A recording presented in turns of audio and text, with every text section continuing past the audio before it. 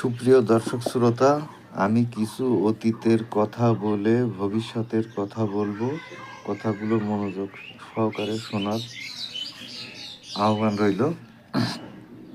বিগত ২০০১ সালে বিএনপি সরকার ক্ষমতায় আসার পরে দেশে তেল, সার, বিদ্যুতের ব্যাপক ঘাটতি হয়েছিল, যে কারণে জনমনে অশান্তি সৃষ্টি হয়েছিল এবং জনগণ বিএনপির প্রতি ক্ষিপ্ত হয়ে গিয়েছিল।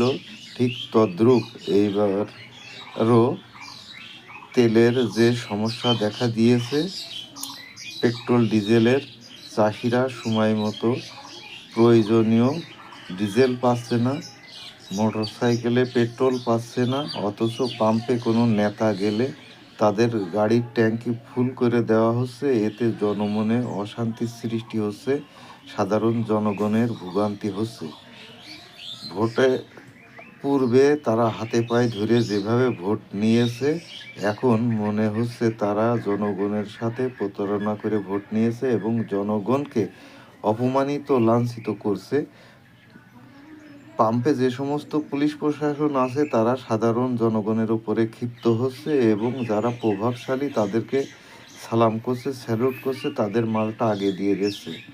এই সমস্ত পুলিশ এবং অনিয়মকারীদের শাস্তির বিধান থাকা দরকার বলে আমি মনে করছি। কোনো অন্যায়কারীকে ছাড় দিলে দেশের সাধারণ জনগণ আবারও বিপক্ষে চলে যাবে। ধন্যবাদ।